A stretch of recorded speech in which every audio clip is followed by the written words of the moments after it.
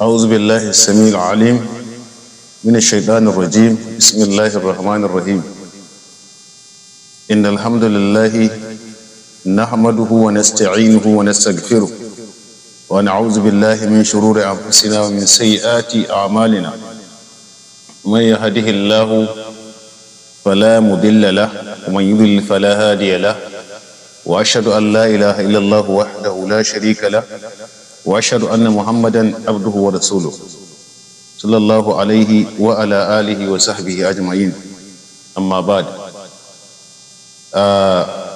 السلام عليكم ورحمة الله تعالى وبركاته.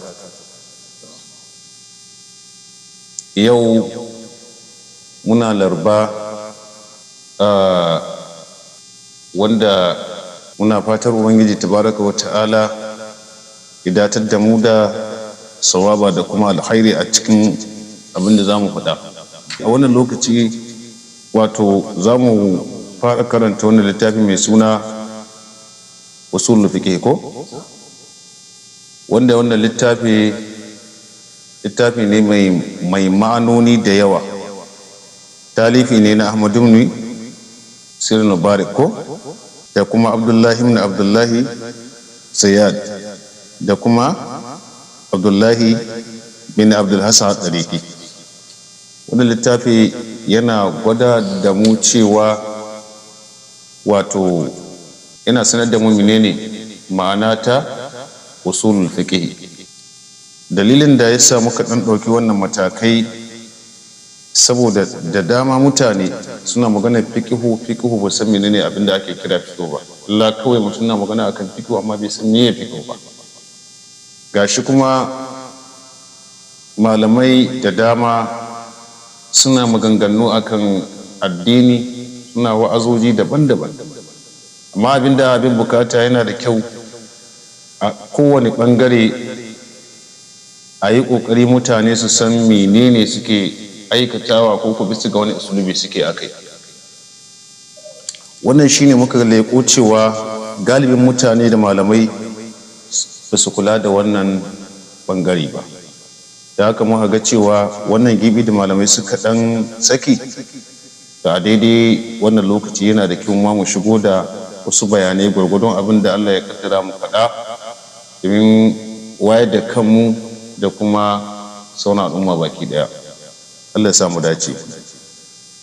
Bayan da mutum ya riga ya kasance tauhidi ya inganta a wurinsa, ya san waye Allah, waye manzon Allah, menene Allah ya aiko annabi da shi sallallahu alaihi wasallam, wanda yake ita ce matsala da ke damun mu. Sanar da mutane Allah shine matsalar da ya kamata malamai su ɗauki mataki a kanta, wadda an bar wannan, an manta da wannan, sai 'yan kaɗan na daga cikin malamai suke bayyana wa'innan abubuwa. Mu dai a cikin darussanmu da muke a dare uku yau larba ko? Ta wannan darasi da muke shine na ma'ana usulul fiqh, kuma za mu ɗan takaita bayanan domin khairul kalami ma qalla wa dalla, li'anna al-kalama yansikhu ba'dahu ba'da. Haka za mu ɗan takaita gwargwadon abin da Allah ya kaddara mu faɗa, kuma insha Allah tabaraka wa ta'ala kai tsaye za mu soma da wannan bayani cikin hikima ta Allah da amincewa ce. Malam ya ce ma'ana usulul fiqh ko? Inna usulul fiqh laha ma'ana yani.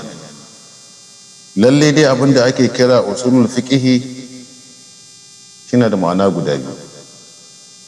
Akwai ma'ana ta ilafi, akwai ma'ana ta laƙabi. Wal ma'anar ilafi abinda ake kira ma'ana ta idafi ai ma'ana qabla an yasira hadha al-ism ilman, gabanin wannan suna ya zama mai ilimi ala hadha al-fanni, akan wannan fanni murakkabun, dama dai an gina shi min juz'aini daga wato yanki guda biyu, tarkiban ilafiyya ko tarkibi na idafa kuma su ne usulun wa fiqhun. wa kalimatu usul, kalima ta usulun mudaf wa kalimatu fiqhun mudafun ilayhi, sai aka ce usulul fiqhi, ko ba haka ba? na'am. wa idza kana al-ismu kadhalika, in suna ya kasance kamar haka, to fa labudda babu makawa min an na'rifa ajza'i allati tarakkabu minha, dole ma dai sai mun san wani yanki ne wanda wannan wato tarkibi ya kasance a kai. ina ba ta kun fahimci wannan. wal usul, shi dai usul jam'i asalun, jam'u asalin ko jam'i ne na asuli, a ce usul kaga jam'i ne, asalin mufradi ne. wal aslu fil lugha, abinda ake kira asali a lugha, a malaman lugha, ma yubni alaihi gairu, ko abinda aka gina wato waninsa a kan shi. damun da aka ce akwai asuli to yahi yana nan. summiya asalin shajara, a ambaci asalin icce bi zalika da wannan, saboda mi da ibna'i furu'iha alai, saboda gina kun itace akan usul, idan bayewa a samu rehi babu asuli. haka ne ko ba haka ba? amma al-aslu fil istilahi, amma dai abinda ake kira aslu a bangaren malaman arabiya, wannan fayyidulaku yana idlaqi ala idatin ma'ani, bisa ga ma'anoni da yawa. ina ba ta kun fahimce ni.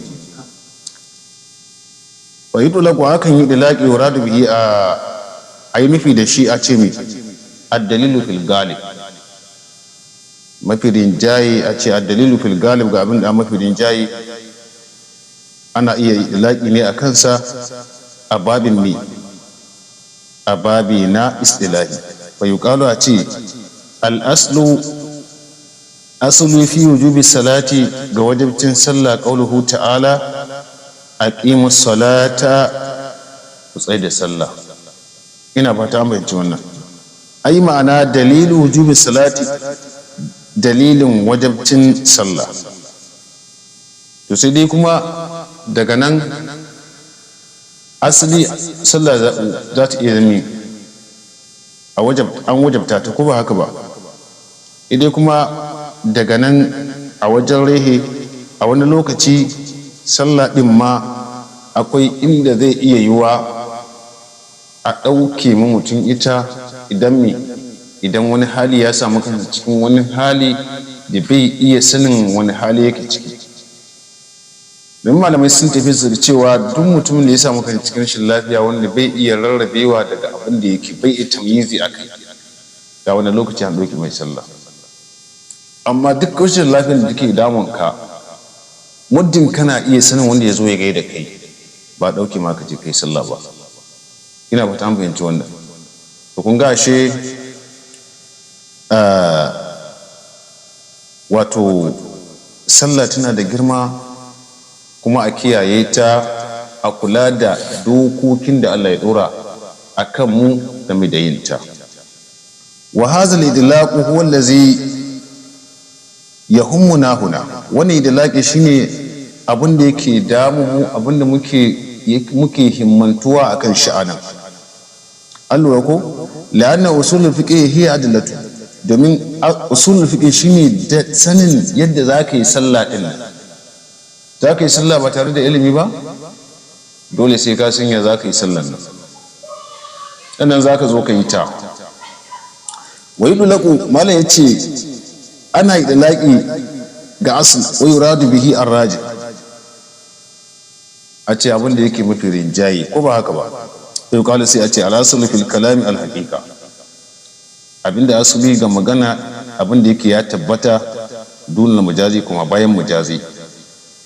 inda aka ce misali mutum ya tashi ya yi samu dama ya yi tafiya asalan mujazan ne, kai ne kai tafiya amma wai baka wannan damar Allah subhanahu wataala. Mujazi ne mutum ya ce na je na ci abinci, na yi aikata kaza, na tafi wuri kaza. Mujazin ne kai kai amma waye aikin? Allah subhanahu wataala. Wannan yana iya yiwa ya samu ilaki akan wannan. Ai arrajib fil kalam. Dole mujaz. Ai ma'ana arrajib abin da yake rinjaye fil kalami a magana. A cikin magana. Shi ma aka yi ilaki akan shi a ce mai usul. Wa yutlaku kuma ana idlaqi da kalmar usul wa iradu ainihi bihi da shi alqaida almustamira, qaida wadda take mai dogewa. Ka kaulihim kamar zancen su akalul maitati ala khilaf al-asl, ko cin masai bisa ga khilafa ta asuli. Domin abinda asuli cin masai menene haramun ne, amma abubuwa suka ta jujjuyawa a aka inda cin masai din yake zama halal. Ashe asali ga cin masai haramun ne, domin Allah subhanahu wataala ya ce wa annabi Muhammad sallallahu alaihi wasallam qul la ajidu ma uhiya ilayya muharraman ala da'imin yad'amuhu illa an yakuna maytatan aw daman masfuhan aw lahma khinzirin fa innahu rijsun aw fiskan uhilla ghairillah. Amma sai aka ce mai kuma ne tsora gaira bagin wala adi. Kaga kenan a can in haramta fa inna rabbaka ghafurur rahim, ko ta amma gashi kuma yanzu an dawo saboda juyawar hukunci da juyawar yanayi an ce kuma ba laifi ba mutum ya ci masai, amma asalin cin masai menene haramun ne. Wannan muna magana ne akan wato ma'anar usul kawai, an gane ko? Ai ma'ana khilaful qa'ida al-mustamira min tahrimi akaliha, sabanin ka'ida wadda ta doge na haramcin ne wato cin wannan masai din. Wa yudla kuma ana idlaqi wa yuradu ana nuhin bihi shi al-maqis alai, a ce ala salamu da aka kiyasi akan shi. Yuqalu an ta al-khamru giya asalin da ta harimin nabiz, ita ce asali ga haramcin tsimi. Wal khamru maqisun alaihi wan nabizu maqisun alaihi, domin duk abin da ya taba hankali ya zama khamrun. Annabi sallallahu alaihi wasallam ya ce kullu muskinin wa huwa khamr, dukkan abin da zai sa maye ya zama giya. Ina ba ta amfani wannan.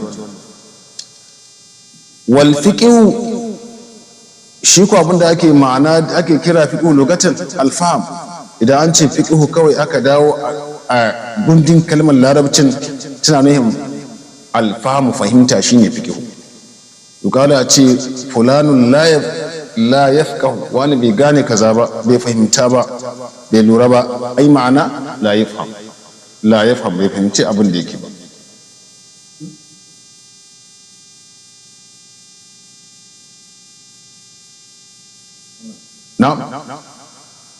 To a takaicin takaitawa dai kamar da muka yi muku bayani cewa za mu ɗan takaita bayanan